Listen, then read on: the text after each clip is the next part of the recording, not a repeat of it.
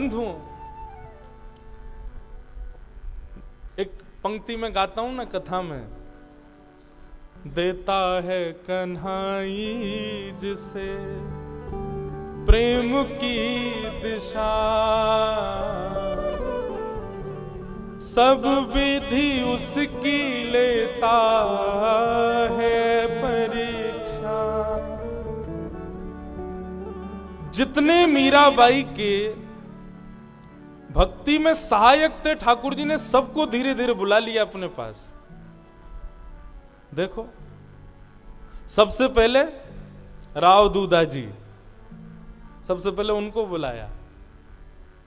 उसके बाद उनके जीवन में जो 2-3 संत पधारे, जिन जिन की कृपा से मीराबाई के हृदय में भक्ति का उजागर हुआ, 4-4, 5-5 दिन के संग के अंतराल में ऐसा कुछ हुआ कि उन संतों को भी मेड़ता से जाना पड़ा। जैसे तैसे मीराबाई का भाई, बड़ी माँ का बेटा, थोड़ा थोड़ा मीराबाई के संग हो रहा था, तो फिर मीराबाई का ब्याह हो गया, बेचारे को वो भी संग नहीं रह पाया। पति भगवान करे सबको ऐसा मिले जैसा भोजराज प्राप्त हुआ, वो भी चला गया। और फिर आप मीरा चरित्र देखेंगे तो कहीं कहीं ऐसा भाव भी दिखता है कि भोजराज के पिताजी राजा कुंभा भी मीराबाई के थोड़े पक्ष में रहते थे। उनको अच्छा लगता था कि हमारी बींदड़ी, हमारे लाला की पत्नी इतना अच्छा गाती है, श्रृंगार करती, सेवा करती है। वो भी थोड़े पक्ष में थे मीराबाई के, वो भी चले गए। अब मीराबाई केवल और केवल अपने विपक्षियों के बीच में रह गई हैं। मानो ठाकुर जी प्रत्यक्ष परीक्षाएं प्रकट कर रहे हैं मीराबाई के लिए। बोले अब करो भक्ति। मैं कथा में कहा करता हूं बंधुओं, धार जिस तरफ है उस तरफ तो जिसको नहीं चलानी आती होगी वो भी नाव चला देगा, क्योंकि धार में तो नाव चली जाएगी अपने आप। लेकिन विपरीत धार हो और नाव तुमको वहां पहुंचानी है, तब चला के दिखाओ। अनुकूल परिस्थिति में भजन तो कोई भी कर लेगा, भजन करके दिखाओ प्रतिकूलता में। लेकिन मीराबाई के चरित्र में देखने को मिलता है कि जैसे जैसे प्रतिकूलताएं बढ़ रही हैं, त्यों त्यों मीराबाई और ठाकुर जी के समीप। अब तो मीराबाई के साथ में कोई भी नहीं है मीराबाई के पक्ष लेने वाला, और उस स्थिति में मीराबाई अपने ठाकुर जी की सेवा करती है। राजा विक्रमादित्य उसने मीराबाई का बाहर आना जाना बंद करा दिया, बोले जो करना है भीतर रह करके करो, आदि आदि। और साथ में विक्रमादित्य की सहायता करती थी उदाबाई, वो तो पहले से ही खींची हुई थी। उसको नेक के रूप में तुलसी माला जो दे दी थी मीराबाई ने, वो तो तब से ही परेशान बैठी थी। और उसको भी समय मिल गया कि अब तो भाई भी नहीं है, पिताजी भी नहीं है, कोई नहीं है, अब मीराबाई को खूब परेशान करेंगे। अच्छा, परेशान करने का कोई उनका भी भाव नहीं था, बेचारों को क्यों दोष दें। पर मीराबाई रोज कुछ उत्सव कर रही हैं, कभी कुछ कर रही हैं, कभी नाच रही हैं, कभी गा रही हैं, कभी लिए तानपुरा बढ़िया सुंदर गीत गा रही हैं, संगीत हो रहा है, ढोल नगाड़े बज रहे हैं। ये भी विचार नहीं करती कि आज दिन कौन सा है। कभी कभी परिवार में किसी किसी पूर्वज की तिथि का उत्सव होता था तो घर में थोड़ा शोक संवेदना घर में सब लोग करते थे, पर मीराबाई तो आज किसी और ही भाव में, वहां ढोल नगाड़े ताशे बज रहे हैं। इन सब भावों से घर के लोग बड़े परेशान। उदाबाई अपने भाई के पास बैठी थी, बोले अब तुम राजा हो, तुम्हारे हाथ में सत्ता है, तुम चाहो जो कर सकते हो। बोले क्या करें? बोले कि बाहर तो सब सुखी हैं लेकिन घर में ही दुखी हैं मीरा की वजह से। बोले सारे दुख की जड़ है वो मूर्ति जो इसके संग आई है गिरधर ठाकुर जी की, भैया उसी को ठिकाने लगवाओ। बोले कैसे करें, क्या करना पड़ेगा? उदाबाई बोली हमारे यहां कैद खाने में इतने सारे कैदी हैं, उसमें से कोई बढ़िया वाला चोर ढूंढवाओ और चोर से गिरधर लाल की चोरी करवा दो और चोरी करवा करके उसको कुआं में फेंकवा दो। और इसी के उपहार में उस चोर को मुक्त कर देंगे। ये ठाकुर जी जा दिन चले जाएंगे हमारे महल से, बाद दिन से मीरा बिल्कुल शांत हो जाएगी, दासी बन जाएगी हम दोनों की। विक्रमादित्य बोले बहन बहुत बढ़िया बात। कैदियों को बुलाया गया, बोले इन कैदियों में सबसे बढ़िया चोर कौन सा है? उस चोर को बुलाया गया। बोले सुनो तुमको एक काम करना है। बोले क्या? हमारे महल में एक रानी रहती है मीरा, उसके ठाकुर जी हैं गिरधर, उनको चोरी करना है। चोरी करके अर्धरात्रि में और उसको ले जा करके कुआं में फेंक दो। चोर बोला ये तो बहुत सरल काम है, मैं कर दूंगा।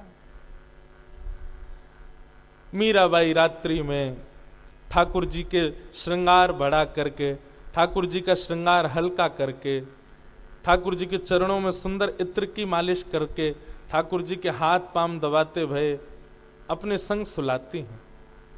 और थोड़ी देर अपने संग सुलाने के बाद फिर ठाकुर जी के शयन शैया पे ठाकुर जी को विराजमान कर देती। बंधु मीरा चरित्र से सेवा भी सीख पाएंगे, सेवा कैसी होनी चाहिए। आप कुछ ना भी करो तो एक काम हमारे कहने से किया करो, अपने अपने घर के ठाकुर जी के रात्रि में शयन के समय, अभी गर्मी का समय, अब आपके गांधी धाम में सर्दी पड़ती है दिसंबर जनवरी में, थोड़ी बहुत पड़ती होगी, तो सर्दियों के समय में घी की मालिश, और अभी गर्मियों के समय में बढ़िया सुंदर खस का इत्र हो, गुलाब का इत्र हो, ऐसे सुंदर इत्र ठाकुर जी की पोशाक हल्की करके और फिर चरणों में बढ़िया ठाकुर जी के चरण दबाओ, और इस भाव से दबाओ कि ठाकुर जी आप पूरे दिन ऐसे ही बैठे रहते हो, लड्डू गोपाल ऐसे ही बैठे रहते हैं, त्रिभंगलली ठाकुर जी ऐसे ही बैठे रहते हैं, आपके पांव थक गए होंगे, हाथ पीड़ा में भर गए होंगे, ठाकुर जी अब आप सहज हो जाना। ऐसे ठाकुर जी के हाथ पांव दबाया करो रात्रि में। सेवा सुवेरे भले ही विस्तृत ना हो, लेकिन ठाकुर जी का रात्रि शयन अच्छा होना चाहिए, इस बात का विचार किया करो। आप निश्चित मानिएगा ठाकुर जी का शयन बढ़िया होगा ना, स्वप्न में ठाकुर जी पधारेंगे, निश्चित उनका दर्शन होगा। शयन बढ़िया कराओ, क्योंकि सुबह तो श्रृंगार करके आप चले गए अपने कामों में, दुनिया भर की दुनियादारी में, रात्रि में कहीं जाना तो है नहीं, कक्ष में सोना है। उस समय ठाकुर जी की बढ़िया शयन की सेवा करके आओ। रात्रि के वस्त्र अलग रखो अपने, वो वस्त्र धारण करो ना धो के, ठाकुर जी को शयन कराने जाओ। और गाना आता हो तो फिर तो कहना ही क्या, बिहाग राग लो और ठाकुर जी को शयन कराओ। बिहाग राग सुना करके ठाकुर जी के नैनों में नींद भर आई, लालन के नैनों में नींद भर आई, ललिता श्री लालन जू की सेज सजावे, विशाखा भरे जल झाड़ी, लालन जू के नैनों में नींद भर आई। बहुत आनंद आएगा। सारी लाइट बंद कर दो मंदिर की, सुंदर दीप जलाओ और दीप के प्रकाश में ठाकुर जी को देखो, सुंदर इत्र लगा के थोड़ी देर निहारो, पद सुनाओ, और पद सुनाते सुनाते ठाकुर जी को शयन शैया पे सुलाए दो। और जब थोड़ी देर में बिल्कुल शांत और कुछ नहीं, बस बिहाग का थोड़ा स्वर चल रहा हो, ठाकुर जी के ऊपर थोड़ी देर हाथ ऐसे फेरते भये, चरण स्पर्श करते भये, ठाकुर जी को जब नींद लगे भाव की सो गए, दिया उठा के बाहर ले आओ, सो गए ठाकुर जी। बस ऐसे शयन कराओ ठाकुर जी को, निश्चित है स्वप्न में ठाकुर जी आएंगे। मीराबाई ने अपने लाल जी को शयन करा दिया, शयन करा के शयन सैया पे पौड़ा दिए। अब पौड़ा करके मीराबाई तो भाव ठाकुर जी के भाव साम्राज्य में चली जाती है। रात्रि में होते ही जैसे ही भाव साम्राज्य में गई, इतने में ही चोर आया, और चोर को सब मार्ग तो बता ही दिए, तो उदाबाई ने सब उसकी व्यवस्था करी दी थी। चोर आया, आकर के महाराज ठाकुर जी को लिया और लेकर के वो तो सीधे गया, वो जाकर के उसने कहीं ठाकुर जी कुआं में पधरा दिए। रात्रि निकल गई, प्रातःकाल का समय हुआ। सूर्योदय होते ही मीराबाई ने सुंदर दूध भोग, लड्डू भोग ठाकुर जी के सामने पधराए, और पधराने के बाद मंगला का पद गाया, ठाकुर जी को उठाने का पद गाया। और जैसे ही पद गाते गाते गाते मीराबाई ने जैसे ही झांपी जी खोली, शयन शैया के ऊपर से वस्त्र हटा करके देखा तो ठाकुर जी वहां नहीं। आहा, मीराबाई तो बेचैन हो गई, भैरवी। एक पद है बंधुओं, मैंने गाया है लेकिन आज तक कभी कथा में नहीं गाया। वो पद इसी भाव में आता है कि मीराबाई के ठाकुर जी कहीं चले गए, व्याकुल हो गई, अचेत अवस्था में पड़ी हैं। आज सखियां कीर्तन गा रही हैं तो मीराबाई चिल्ला रही हैं, बोले कि अरे मुझे चेतना दिलाने के लिए कीर्तन मत करो, मेरा गिरधर कहां चला गया, अरे हमसे कोई भूल हो गई, अपराध हो गई। गोपी गीत का बैठ करके पाठ करने लगी, बार बार गोपी गीत सुनाने लगी। जोशी जी कहते थे कथा में कि गोपी गीत का पाठ करते ही ठाकुर जी प्रकट हो गए। जरूर मेरे अंदर कोई मान आ गया होगा, मैंने कुछ गलती करी होगी, सेवा में कोई अपराध बन गया होगा, इसीलिए ठाकुर जी चले गए हैं। गोपी गीत का पाठ सुनाने लगी। सुबह से शाम हो गई, शाम से रात्रि हो गई, रात्रि से पुनः से सुबह। 2 दिन हो गए, मीराबाई ने कुछ खाया नहीं पिया नहीं, बस रुदन कर रही हैं। मेरे ठाकुर जी कहां चले गए, मेरे श्याम सुंदर कहां चले गए। खोजने लगी, जैसे ब्रज की गोपियां रास मंडल के बीच से अंतर ध्यान हुए ठाकुर जी को ढूंढती हैं, जड़ चेतन सबसे पूछती हैं, ऐसी मीराबाई हो गई। सबसे पूछ रही हैं, अरे तुम ही बता दो ना मेरे श्याम सुंदर कहां हैं। खम्भ को देखती हैं तो देख करके उसमें कुछ मारने लगती हैं कि खम्भ फटे तो इसके भीतर से प्रकट हो जाए। प्रहलाद के लिए हुए थे ना। जड़ चेतन कौन सी वस्तु सामने आ जाए उससे पूछती हैं, तुमने मेरे ठाकुर जी को देखा? ठाकुर जी नहीं पधारे। 2 दिन हो गए, कुछ खाया नहीं है, कुछ पिया नहीं है। दास दासियां सामने खड़ी हैं, बोले गिरधर आ जाएंगे, आप कुछ पा लीजिए। बोले मेरे ठाकुर जी जाने कहां होंगे, उन्होंने कुछ पाया होगा कि नहीं। उन्होंने नहीं पाया तो मैं कैसे पालूं। जादू करके, जादू करके, जादू करके हो, जादू करके हो पिया कित गयो जादू करके। नंद नंदन पिया कपट जो कीनो, नंद नंदन पिया कपट जो कीनो, निकल गयो, निकल गयो, निकल गयो छल करके, जादू करके, जादू करके, जादू करके हो, जादू करके हो पिया कित गयो जादू करके। मेरा दासी शरण जो आई, मेरा दासी शरण जो आई, मेरा दासी शरण जो आई, मेरा दासी शरण जो आई। ओ चरण कमल, चरण कमल, चरण कमल चित धर के, जादू करके, जादू करके ओ पिया कित गयो जादू करके।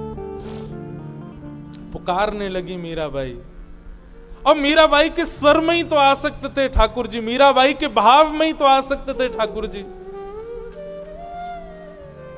मीराबाई अचेत अवस्था में बैठ करके गा रही थी। इतने में ही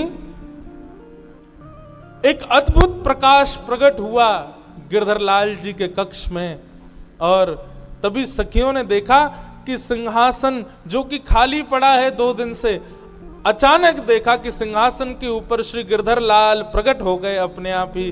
दौड़ करके सब सखियां गई, अरे भाई साहब जल्दी चलो, लाल जी पधार गए, लाल जी पधार गए, लाल जी पधार गए। मीराबाई दौड़ करके आई, जैसे ही देखा सिंहासन के ऊपर ठाकुर जी बैठे हैं, आहा, एक बार तो देख करके मूर्छित ही हो गई, फिर होश में आई, आकर के ठाकुर जी को हृदय से लगा लिया। बोले नाथ, आपसे एक ही प्रार्थना, कुछ भी कर देना, जीवन में आगे से कभी ऐसे छोड़ के नहीं जाना। 2 दिन मैंने बिता लिए, अगली बार यदि कभी गए तो एक क्षण भी जीवित नहीं रह पाऊंगी मैं, मुझे छोड़ करके कभी मत जाना। ढोल नगाड़े बजने लगे, ताशे बजने लगे, सहनाइयां बजवा दी, मंगल वाद्य गाने लगी मीराबाई।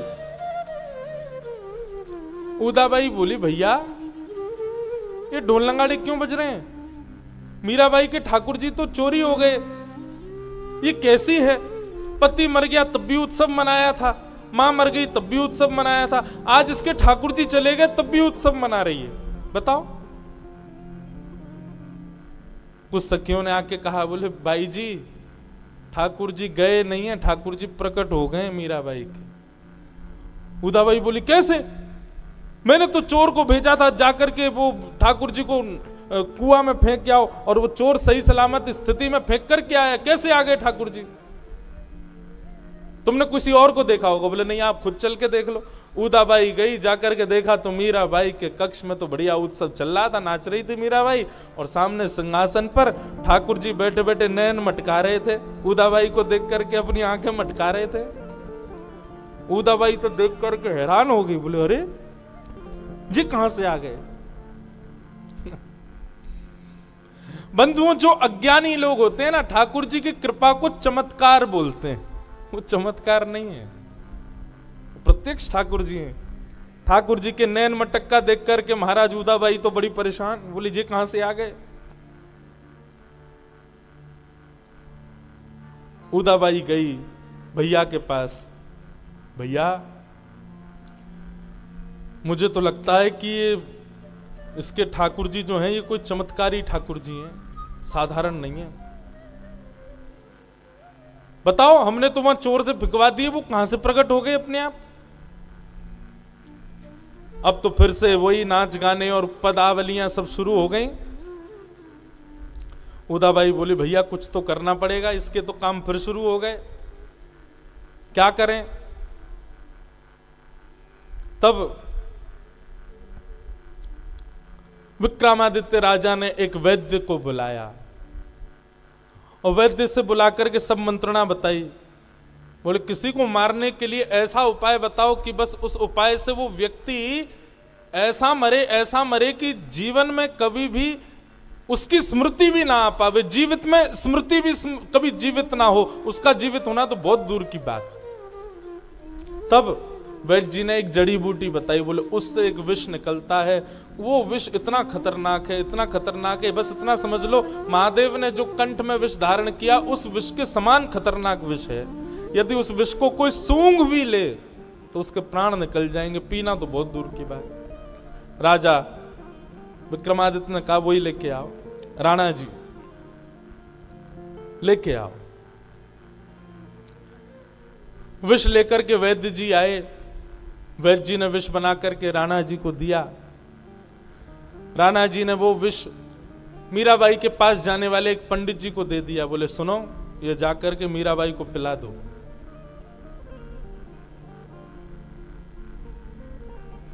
ब्राह्मण देवता बोले ऐसा क्यों कर रहे हैं भगवान आप? बोले जितना कहा जा रहा है उतना करो, अगर आपने हमारा काम किया तो हम आपको इतना धन धान्य देंगे कि आपको जीवन भर कुछ करने की आवश्यकता नहीं, सबका भला हो जाएगा। जाओ जाकर के विष दे दो। ब्राह्मण देवता बेचारे विष लेकर के आए। मीराबाई ने पूछा क्या लाए हैं पात्र में? ब्राह्मण देवता ने बताया, बोले कि एक वैष्णव जगन्नाथ जी के अभिषेक का जल लेकर के आया। जगन्नाथ जी का बढ़िया अभिषेक होता है ज्येष्ठ पूर्णिमा के दिन, उस दिन जन्मदिन होता है जगन्नाथ जी का। कितने कलशों से स्नान करते हैं, तो उनके स्नान का जल एक वैष्णव लेके आया। मैंने सोचा तुमको ला करके दे दूं। जैसे ही मीराबाई ने उस पात्र को अपने हाथ में लिया, पात्र के उस भाव को देख करके मीराबाई बोली, ये तो काला काला क्यों लग रहा है? बोले अरे तुम्हें नहीं पता, जगन्नाथ जी दारू ब्रह्म हैं, और दारू ब्रह्म के मुखमंडल पर सुंदर सुंदर औषधियों से श्रृंगार किया जाता है। जब स्नान होता है तो वही औषधियां बहकर के जल में आ जाती हैं, इसलिए जल काला हो गया। मीराबाई का इतना अटूट विश्वास, आहा मेरे ठाकुर जी का चरणामृत आया है, एक एक अंग का स्पर्श किया होगा इस जल ने, कितना सौभाग्यवंत जल है, इसको मैं धारण कर लूंगी। मीराबाई जैसे ही उसका पान करने लगी, बंधुओं एक जगह कथा ऐसी आती है कि एक सखी को मालूम पड़ गया था कि ये विष भेजा है राजा ने। मीराबाई के पान करने से पहले उस सखी ने आकर के मीराबाई से कहा, भाई साहब इसको मत पान करना। बोले क्यों? बोले कोई चरणामृत कुछ नहीं है, ये कोई ठाकुर जी के स्पर्श का जल नहीं है, ये साक्षात कालकूट विष है। आपने अगर इसकी सुगंधी भी भीतर ले ली, प्राण निकल जाएंगे। भाई साहब इसको मत पियो। मीराबाई बोली, मैं यही समझाना चाहती हूं तुझे, प्रतीक विश्वास से जन्म लेता है। अगर मैं अब ये जान करके कि ये विष है, पहले मैं इसको पीने वाली थी, क्योंकि मेरे मन में ये भाव प्रकट हो चुका था कि ये भगवान का साक्षात चरणामृत है, और चरणामृत मान करके मैं पी रही थी, लेकिन अब ना पीऊं ये मान करके कि ये विष है, तो मेरे पहले का प्रकट हुआ भाव नष्ट हो जाएगा। और यदि मैंने पहले के प्रकट हुए भाव को नष्ट कर दिया तो मेरी आज तक की सारी सेवा नष्ट। क्यों? मां ने एक बारात देख करके मुझसे कह दिया था कि ये तेरे पति हैं। मैंने उसी विश्वास में पूरे विश्व से लड़ाई कर ली कि यही मेरे पति हैं। अब चाहे कोई इनको धातु का कहे, कोई इनको पीतल का कहे, कोई इनको किसी और भाव का कहे, मैं और स्वीकार करती नहीं। प्रथम भाव जो मेरे हृदय में आया मैं वही मानती हूं इनको।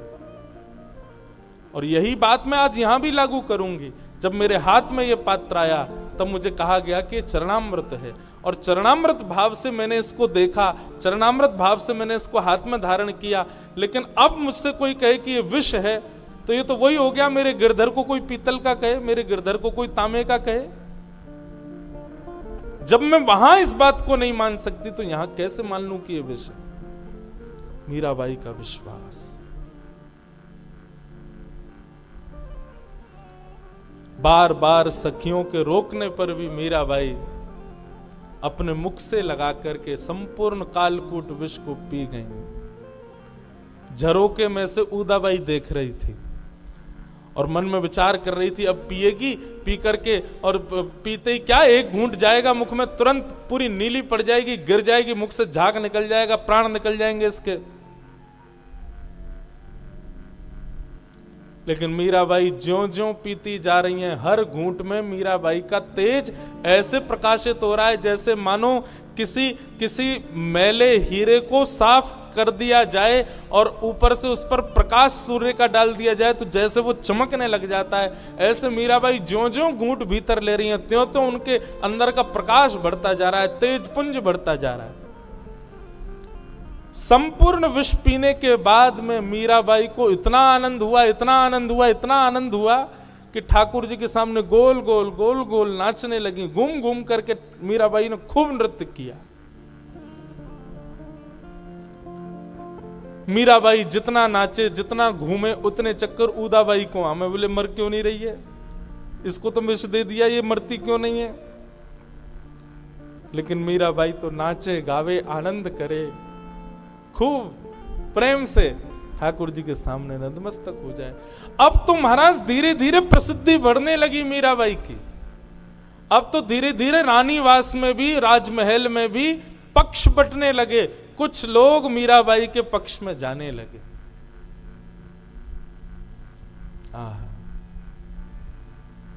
उदाबाई बड़ी परेशान, क्या करें, कैसे करें, ये तो मरती नहीं है। गिरधरलाल चोरी करवा दिए, प्रकट हो गए, विष पिला दिया, कोई असर नहीं हुआ। भैया मुझे तो ऐसा लगता है कि मीराबाई कोई जादू टोना सीख करके कहीं से आई है। इसने आकर के हमारे पूरे परिवार को तहस नहस कर दिया। अब अपना राज्य अखंड निष्कंटक राज्य करेगी। और अब तो देखो इसकी प्रसिद्धि बढ़ गई। मेवाड़ में लोग इसके दर्शन के लिए लालायित रहते हैं। चारों तरफ से राजमहल घिरा रहता है भीड़ से कि मीरा एक बार झरोके से हमको दिख जाए। भैया मुझे तो लगता है इसकी भावना ऐसी है कि धीरे धीरे मेवाड़ के लोगों को अपने पक्ष में कर लेगी और अपनी संतों की, महात्माओं की, वैष्णवों की, भक्तों की एक सेना बना लेगी और सेना बना करके गृह युद्ध करके आपको हरा देगी और मेवाड़ की राजकुमारी बन जाएगी। राणा जी ने जब ये बात सुनी तो और चिंतित हो गए। बंधुओं, भक्त की ऐसी कांक्षा नहीं होती। भक्त किसी पदवी के लिए कभी कुछ नहीं करता। हमारे जगन्नाथपुरी के श्री माधवदास जी का चरित्र आता है। श्री माधवदास जी महाराज वो जब जगन्नाथ भगवान का दर्शन करने जाते थे तो सामने बैठे श्री जगन्नाथ जी ऐसे झूमते थे और दर्शनार्थियों को दिखता था कि जगन्नाथ जी झूम रहे हैं। इस भाव से माधवदास जी की बड़ी प्रसिद्धि होने लगी। अब तो माधवदास जी अपने घर से जब जगन्नाथपुरी जाते तो लोग बाग पुष्प की पगडंडी बना देते, हाथ जोड़ करके सब खड़े हो जाते, जय जयकार करते, पुष्प वर्षा करते, खूब आनंद से। माधवदास जी को इससे इतना कष्ट होता कि ये सब मेरा इतना सम्मान क्यों कर रहे हैं। माधवदास जी जगन्नाथ भगवान से जाके कहते, भगवान आप ये सम्मान मुझे क्यों दिला रहे हो? तो जगन्नाथ जी बोलते हैं, तुम्हारी परीक्षा करने के लिए। अगर तुमने इस सम्मान को स्वीकार कर लिया तो निश्चित है मेरी भक्ति से तुम विमुख होते चले जाओगे, फिर सम्मान के आदी हो जाओगे। तो मैं तुम्हारी परीक्षा के लिए सब कर रहा था, परंतु माधवदास मैं तुमसे बड़ा आनंदित हूं, तुमने इस सम्मान को अस्वीकार किया। और फिर एक जगह ऐसा भाव आता है कि श्री माधवदास जी महाराज अब छुप छुप करके जगन्नाथ जी दर्शन करने जाते कि भीड़ भाड़ ना देखे उनको, क्योंकि जगन्नाथ मंदिर में माधवदास जी की जय जयकार बोलते और माधवदास जी को इतनी पीड़ा होती, बोले अरे राम राम राम, ये लोग क्या कर रहे हैं, जगन्नाथ जी की जय बोलने की जगह मेरी जय बोल रहे हैं। इतना सम्मान मिल गया माधवदास जी को कि माधवदास जी को लगने लगा कि भगवान मुझसे दूर हो जाएंगे, मेरे अंदर भक्ति खत्म हो जाएगी। ये निश्चित है बंधुओं, आपने यदि आज सम्मान स्वीकार किया तो कल आपके हृदय में अनायासी सम्मान की इच्छा और प्रकट होगी।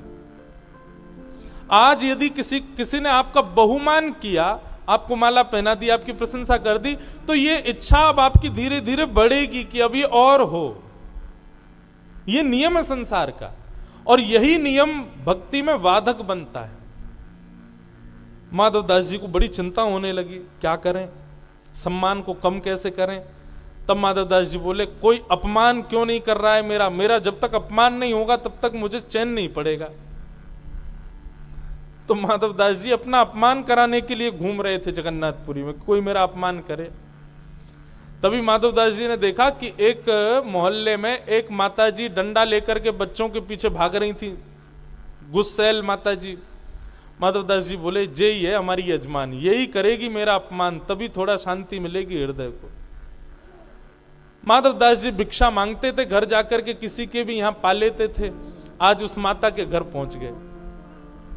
माता जी ने पूछा, कहो कैसे आए? बोले, मैया हमारा नाम माधवदास है, हम संत हैं, किसी के भी घर जाके कहीं भी प्रसाद पा लेते हैं, आज आपका घर सुंदर दिखा तो यहां आ गए।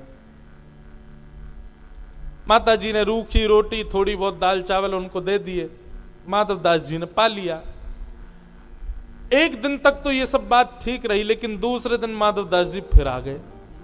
और जैसे ही माधवदास जी फिर आए, माता जी तो बोली, आपने तो कोई भोजनालय समझ लिया है कि रोज रोज आ जाते हो यहाँ पे?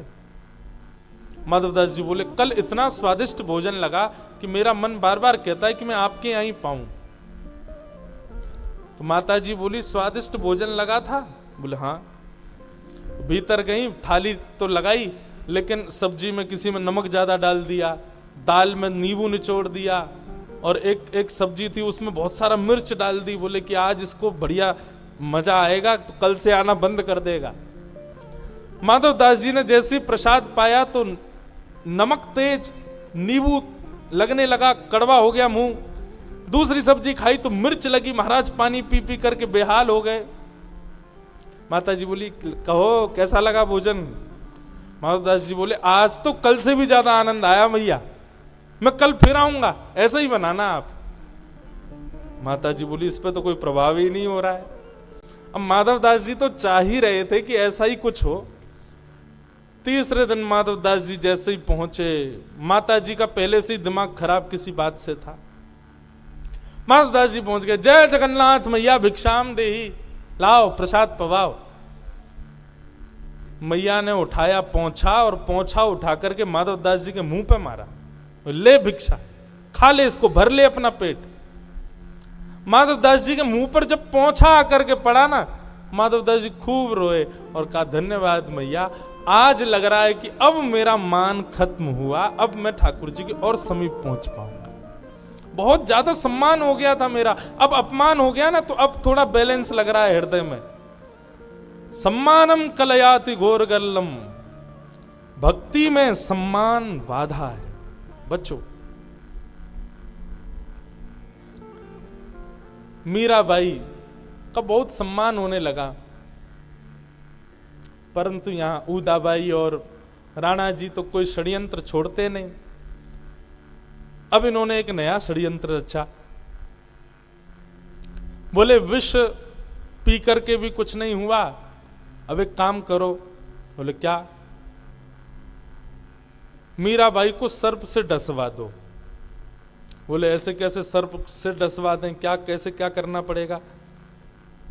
बोले कि मीराबाई को पुष्प की सेवा करने का बड़ा चाव रहता है, ठाकुर जी की बड़ी पुष्प की सेवा करती है, डलियाओं में पुष्प आते हैं, कल की सेवा में आने वाले पुष्प निकाल करके उस डलिया में सर्प रख देंगे। मीरा जैसे ही पुष्प सेवा करने के लिए डलिया खोलेगी, सर्प निकलते ही डस देगा, तब तो इसको मरना ही पड़ेगा। और वही हुआ। अगले दिन जैसे ही महाराज पुष्प आए सेवा के लिए आए पुष्पों को सबको निकाल दिया, और एक सपेरे को बुलाकर के एक भयानक सर्प उस डलिया के भीतर रख दिया। मीराबाई के कक्ष में जब वो डलिया पहुंची, मीराबाई ने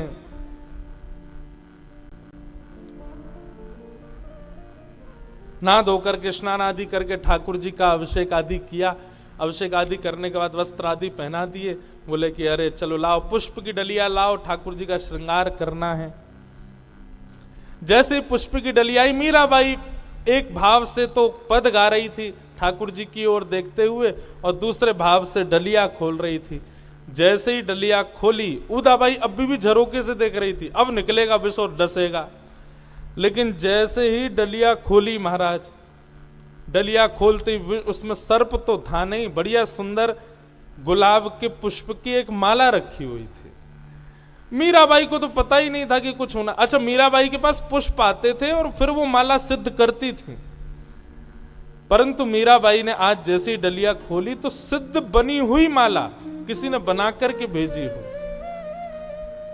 मीराबाई ने जैसे ही पुष्प उठाने के भाव से हाथ ऊपर किया तो पुष्प तो नहीं, पूरी माला ही हाथ में आ गई। मीराबाई तो बोले अरे आज तो माला बन के आई, कितनी सुंदर माला, ताजी माला, कैसी सुंदर सुशोभनीय माला। और माला लेकर के श्री गिरधर लाल जी के अंग पर धारण करा दी। उदाबाई ने जब ये दृश्य देखा, उसने कहा ये कोई चमत्कार नहीं हो सकता, मैंने अपनी आंखों के आगे सर्प रखवाया था, ये माला कैसे बन गई? चोर चोरी कर लेता है, कुएं में फेंक देता है, ये गिरधरलाल फिर प्रकट हो जाता है। कालकूट विष पिलाने के बाद मीराबाई का तेज प्रकाशित हो जाता है, डलिया में रखा हुआ सर्प पुष्प बन जाता है। ये चमत्कार नहीं हो सकता। उदाबाई का मन परिवर्तित हो गया। रोते रोते रोते विलकती हुई आई और आकर के सीधे मीराबाई के चरणों में गिर करके नतमस्तक होकर क्षमा मांगने लगी। भाभी साहब, मुझे क्षमा कर दो, मैं आपके भाव को, आपके रूप को, आपकी भक्ति को मैं पहचान नहीं पाई। प्रथम दिन से, जिस दिन से आप घर में आई, मैंने हमेशा आपसे विपरीत भाव ही रखा, लेकिन इस शरणागत को स्वीकार करो। मीराबाई बोली, मेरे चरण मत पकड़ो उदाबाई, सामने जो बैठे हैं ना, इनके चरणाश्रित हो जाओ। आप सब लोग मुझसे कहते हैं कि तुझे पीड़ा क्यों नहीं होती, तुझे संकट क्यों नहीं लगता। इनके शरण में आने वाले को सांसारिक विषय भोग और सांसारिक कष्टों का अनुभव होता ही नहीं है। मैं अपनी कथाओं में कहा करता हूं बंधुओं, आधुनिक भाषा में, आज की भाषा में, भक्ति क्या है? भक्ति एनेस्थीसिया का इंजेक्शन है। एक बार लग जाए उसके बाद सुन्न हो जाते हैं। फिर हम जैसे ऑपरेशन करने से पहले डॉक्टर इंजेक्शन देता है, उतना एरिया सुन्न हो गया, अब काटो पीटो कुछ करो कोई दिक्कत नहीं, ठीक वैसे ही भक्ति है। एक बार आपने भक्ति का पथ स्वीकार किया, निश्चित है फिर सांसारिक कष्ट, विपत्तियां, आपत्तियां जीवन में आएंगी, लेकिन उनका अनुभव नहीं होगा। वो संकट ज्यादा आपके ऊपर प्रभाव नहीं डालेंगे।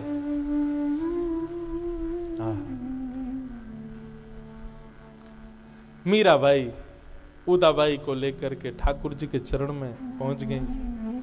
हाँ, उदाबाई बोली, भाभी आप प्रथम दिन जब घर में आई थी तो मैंने आपसे नेक मांगा था, आपने मुझे तुलसी माला दी थी, मैंने आपको वापस कर दी थी। अब आज मैं आपसे पुनः नेक मांग रही हूं, मेरा नेक वापस कर दो। जो आपने तब दिया था मैंने स्वीकार नहीं किया, आज अपने हाथों से पहना दो। और मीराबाई गई दौड़ करके, अरे कोई वैष्णव बनना चाहे तो भक्त को तो और आनंद आ जाता है। मीराबाई दौड़ करके गई, निकाल करके लाई तुलसी की माला और गिरधर लाल जी के सामने उदाबाई के कंठ में धारण करा दिया। बोलो भक्त वत्सल भगवान की। भक्ति का स्वरूप ये हो बंधुओं, भक्ति ऐसी हो कि विपरीत व्यक्ति भी आपके योग्य बनकर के आपके जैसे समान ही हो जाए।